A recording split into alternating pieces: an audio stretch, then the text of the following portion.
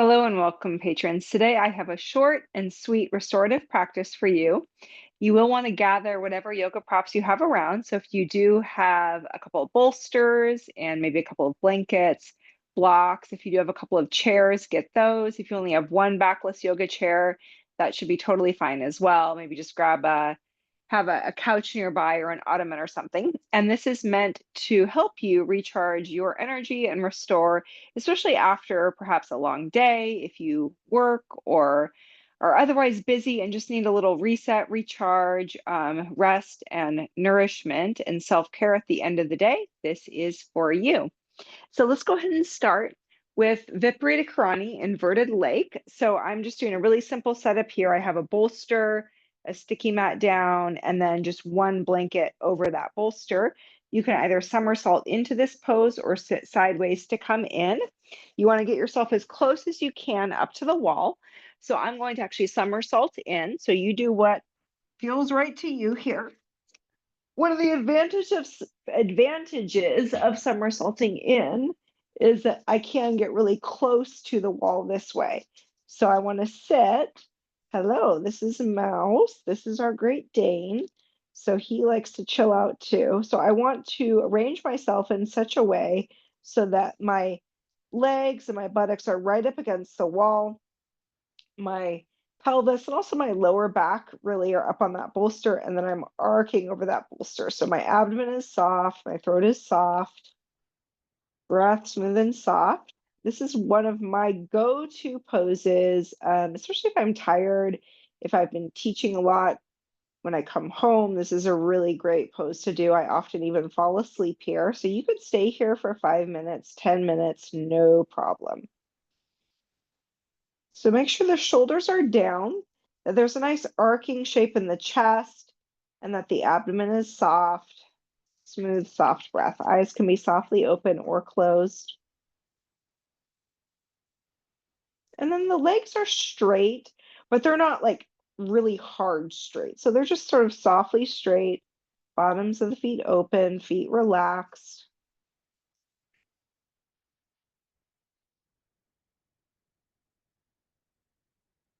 And really see that the belly remains passive, that you're not puffing the abdomen. Also, that those frontal lower ribs, there's a softness there. You can just gently breathe in behind the sternum chest here. Smooth, soft, gentle breaths in and out the nose. So we'll be here for a few minutes.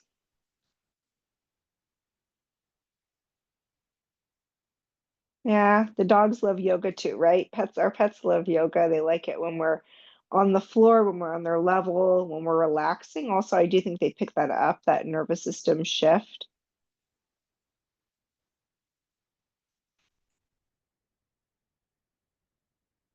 So we'll remain here.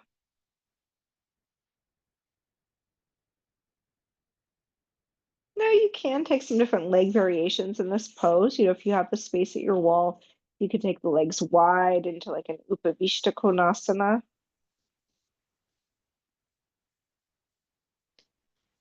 And then when you do that, just notice not only the sensation on the inner legs, but how does that feel different in your abdomen? Does it change anything about the feeling in the chest? Anything about the quality of the breath?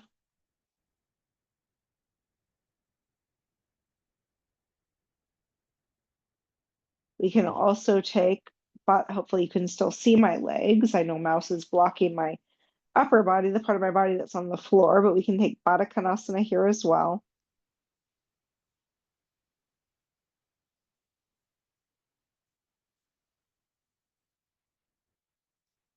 And then again, extending those legs up.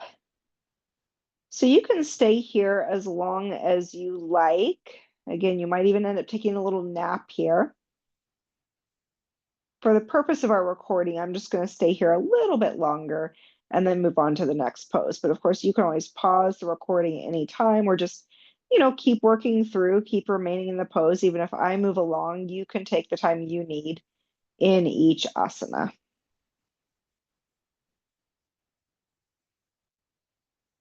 Relax across the face. See that the jaw is relaxed, root of the tongue is passive, smooth, soft breath.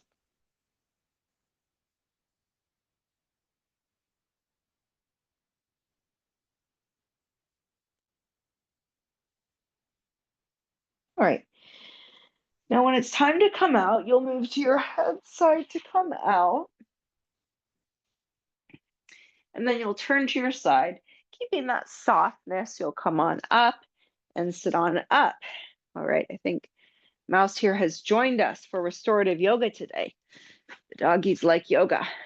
Okay, so next we're going to take a Supta Baddha Konasana, and we're going to do with the horizontal bolster today.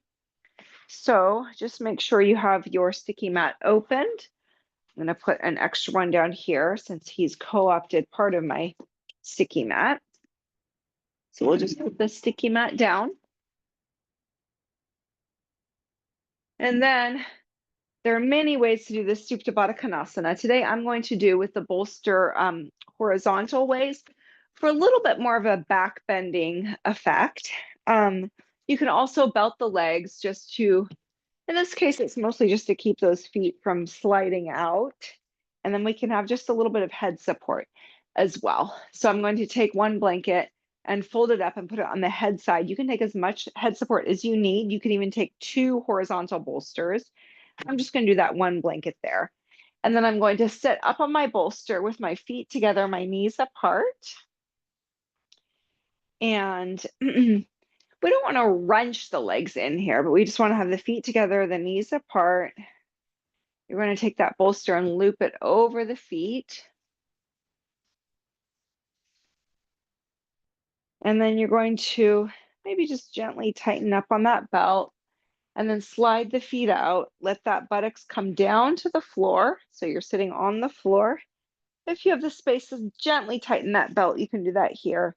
And then you're going to arc up over that bolster. So keeping the hips down, arcing over that bolster. So it's like the middle back that's arcing over the bolster. I would say back ribs, bottom shoulder blade area. Make sure to take the time to adjust your shoulders. So you don't want to feel that your shoulders are popping up towards the ceiling. You want to keep that chest area nice and open. And then just arms over on that head side of the bolster. You can actively extend the arms out to the side or just have a gentle bend of the elbows and let those arms rest with bent arms overhead. And give yourself the time and space to settle in here. So again, you could easily stay in this pose for 5 minutes, 10 minutes. If you find that your inner legs grip up a lot here, you could certainly take blocks or bolsters or blankets rather, and put them to support the outer thighs. And then just see if you can settle in here. We'll be here for a few minutes. So smooth, soft breaths in and out the nose. Look for the areas of tension. And can you release, lighten up those areas of tension with the exhale? Jaw relaxed, face relaxed.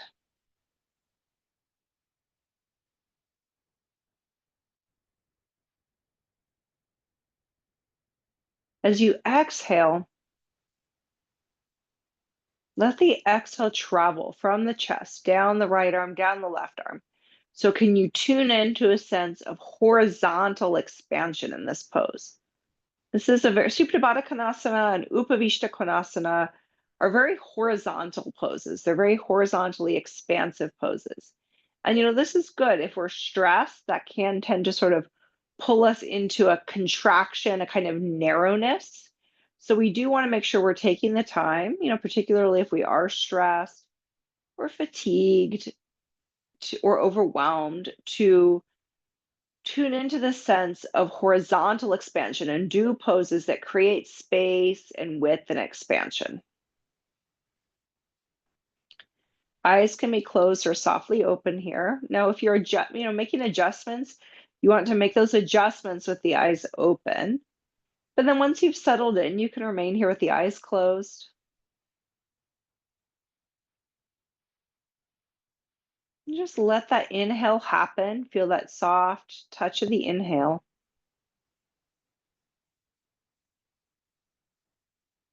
and follow the exhale to its completion. Can you tune into the sense of expansiveness, spaciousness, emptying out with the exhale? There's an expansive nature to the exhale. Can you tune into that?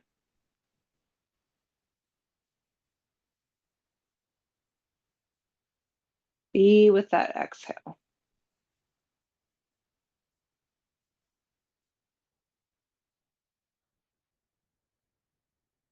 A little bit longer here. Again, you can stay as long as you'd like, as long as the pose is serving you, as long as there's a sense of breathability in the pose, inhabitability, sustainability.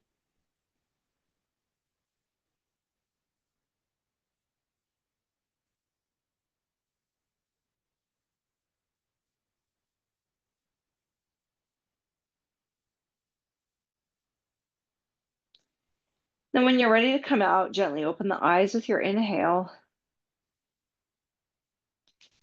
Press your hands into the floor, lift your chest to sit up. And then keeping that chest nice and open, we'll just carefully remove that belt. Put it off to the side. You can just go ahead and extend those legs out in Upavishta or Konasana or Dandasana. Okay. And then let's do, we're going to do another back bending pose. Now this one uses 2 chairs, or if you only have 1 chair, you could have your feet on a bed or a couch or a stool or just a kitchen chair, or even just put them on the bolster. But you'll see, I actually like to have my feet at the same plane as my hips for this pose. So you'll see what that looks like in a moment here. Okay, so I'm going to take, actually, I don't need a sticky mat for this. So Mouse has claimed my sticky mat there, but that's fine because he can use it. I don't need it for this pose. So I'm going to take 1 chair at the wall. And again, you can just ignore that sticky mat down there. It's not really part of our equation here.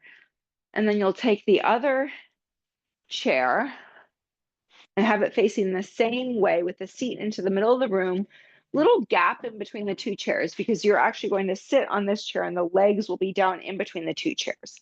And then you'll take your sticky mat and fold it once, fold it twice. So you'll quarter fold it and place it on the chair, on the seat of the chair, and then take 1 or 2 blankets. Take 1 or 2 blankets. I would stay about shoulder stand size and just lay that over the chair. We're going to go very slowly into this back bend. So you're going to carefully step through the chair. We're going to go step by step. So we're going to start with the chair hitting just the top of the shoulder blades, middle shoulder blades, bottom shoulder blades, very, very gradually. If you can allow, again, for the sake of the recording, I'm going to move a little bit faster, but if you could stay in each one for at least a minute or 2 each stage, that would be really excellent. You can stay in this pose, some of us, for a long, long time. As long as you can breathe easily, there's no dizziness, you can go ahead and stay. So you'll sit well into the chair with your sacrum just kind of hanging out, or really your buttocks hanging out the back of the chair, tops of the shoulder blades on the chair. And then you'll step the legs up onto that second chair. Now, it actually does help to be able to slide this chair that you're on a little bit, and then extend those legs straight. And again, we'll start with just the very tops of the shoulder blades hooked on that back seat of the chair. And give yourself some time to acclimate here. So the legs are straight, they're supported, and let that head just gently hang back. So let go of the tension in the head, let go of the tension in the neck. The abdomen is soft, and the legs are just sort of gently straight. I'm not really gripping anywhere. I'm just draping myself over this chair, allowing my shoulders, my chest, my lungs, my head, my neck, my nervous system to receive the benefits of this pose. Now we can take different arm positions here. So you can reach those arms up overhead. So here you'll have to anchor those legs a little bit more strongly. So you're going to turn the palms up, reach those arms overhead, palms facing the ceiling, elbows straight.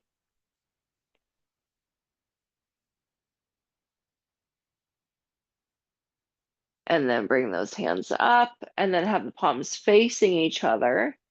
And then again, reach the arms overhead.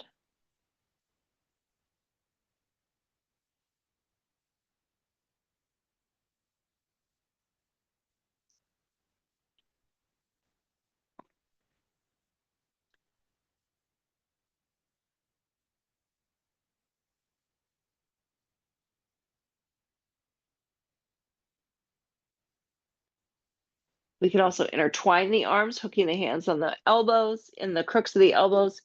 Let those arms reach overhead. Again, take your time with any of these phases. If you need to spend a little longer and just be there and feel it, then please do so. There's no rush here.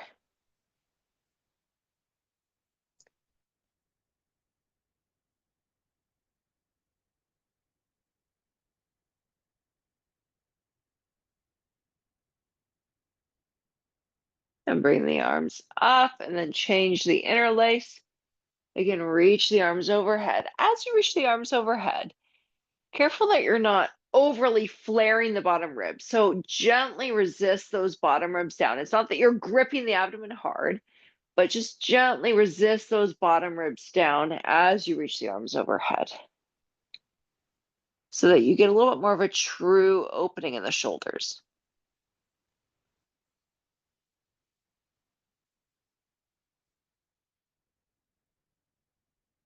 Right, and then we will bend the legs, slide out just a little bit further, this time hooking the middle shoulder blades on that backrest of the chair, straighten the legs out.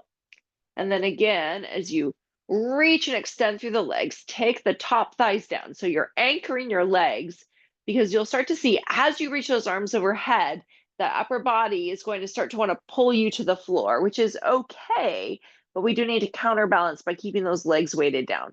So you'll find, I think, that your legs will naturally start to engage a little bit more to counterbalance and to anchor yourself down. And then you can reach your arms overhead, even turn the palms up and just let the backs of the hands rest on the floor.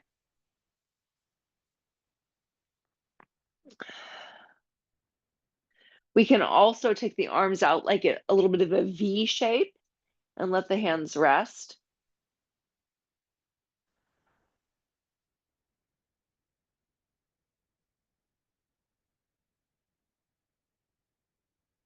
And then again, we can fold the arms, let those arms reach overhead. Exhale as the arms go overhead.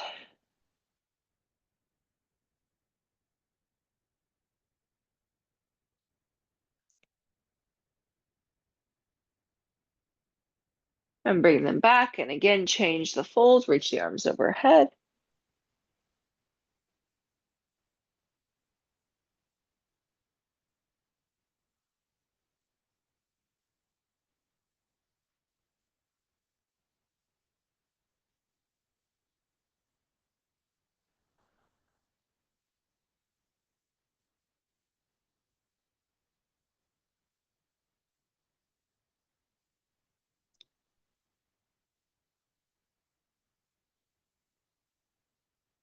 And bring those arms up.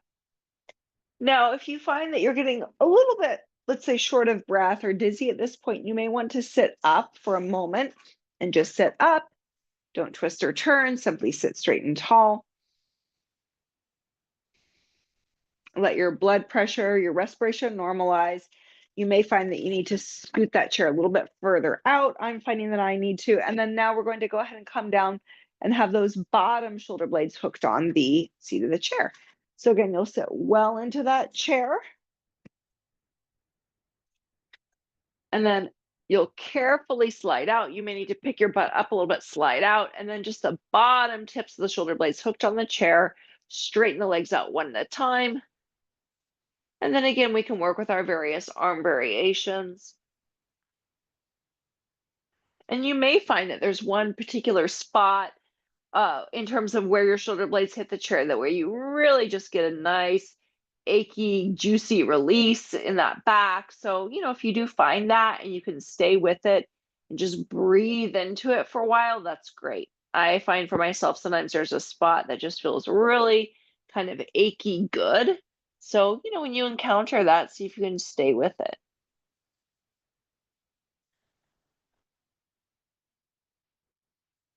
Just breathe into it. A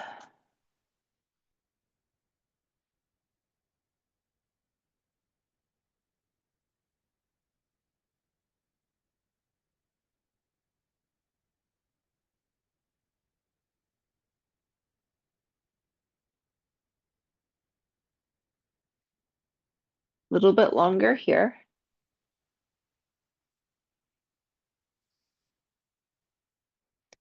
Now we can also work with our Urvadanurasana arms here. So you can reach the arms overhead and then bend the elbows, place your hands on the floor, and then ooze out of that chair a little bit more. So now we're making kind of like a square shape with the arms. These are like our Urvadanurasana arms. So you can press those palms into the floor. Careful not to let the elbows wing out. So roll the upper arms from inside out. Gently press the palms into the floor and just let your head and neck relax. So don't try to crank your head back. Just let the head and neck relax. Let the weight of the head pull those neck muscles nice and long. So our friend Mouse here, he likes to hang his head off the end of the bed. That actually helps stretch his neck muscles. So we're kind of doing the same thing here. All right, and then you'll bend those knees, take your hands to the back rest of the chair. Press your elbows down, take the upper back in, lift the chest, sit up, and sit up straight and tall. Just be there in the chair for a moment. Let the blood pressure, your respiration, your breathing, just let that normalize. And then just stay nice and tall, keeping that chest open. We can take a gentle turn to the right. So see that navel is gently drawn to the spine. The chest is open. Just a gentle turn to the right and a gentle turn to the left.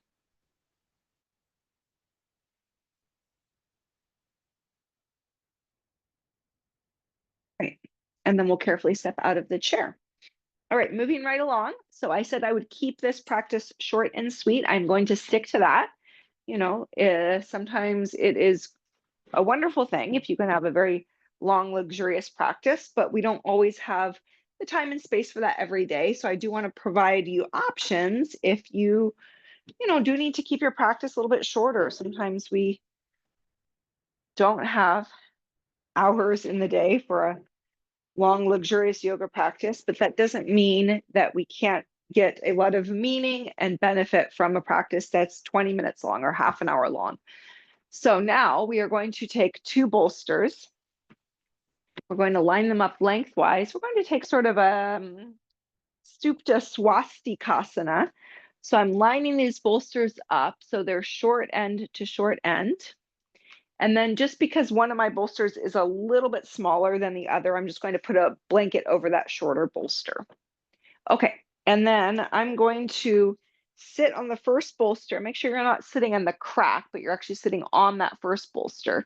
And then you'll cross your legs, let those feet and ankles gently rest around the edge of the bolster, and then you'll simply recline back. So all the way from the whole length of your body is supported on the two bolsters. Okay, if you are, I think most people should be able to fit on the bolster. I was gonna say, if you're very tall or maybe a stiffer body, you could have the legs crossed, resting on the floor, but I think we should all be able to fit up on the bolster. And then you're just gonna be here with those arms down to the sides, palms up, feet and ankles just gently wrapped around the bolster. Let the feet and ankles be soft. And imagine somebody drew a line all the way down the middle of you, all the way from that top of the head, down the middle of you, down through your navel, and then everything that's on the right side falls to the right, everything on the left side falls to the left. So it's like you're split in half, and everything is on the right side falls to the floor to the right. Everything, skin, muscles, flesh on the left side falls to the left. So again, there's that sense of widening, releasing, horizontal expansion. And see that the breath is smooth and soft.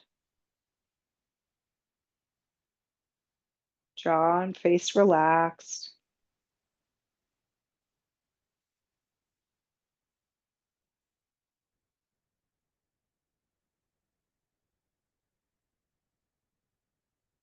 Keep the abdomen passive, the belly passive. And going for smooth, soft inhales. Watch how that inhale just gently expands and fills that upper chest. And then note not to push the air out, but just let that exhale happen when it's time.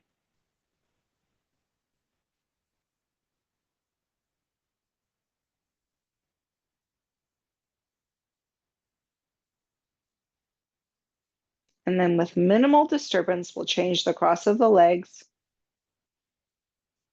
And again, let go of the legs, let go of the arms.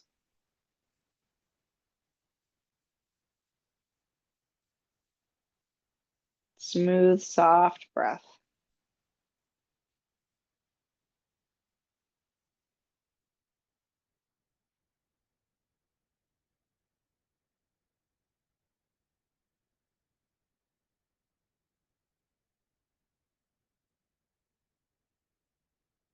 So spending a couple of minutes, maybe 2-3 minutes with each cross of the leg is good. At least a couple of minutes so that you can give yourself time, that time to release, to sink in, to receive the benefits of the pose, to unravel.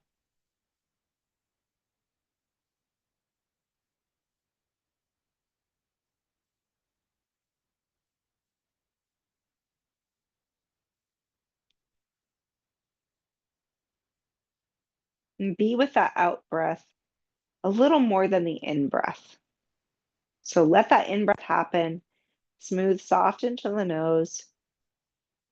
Let the lungs gently fill, but then be with that out breath. Follow that out breath to its completion.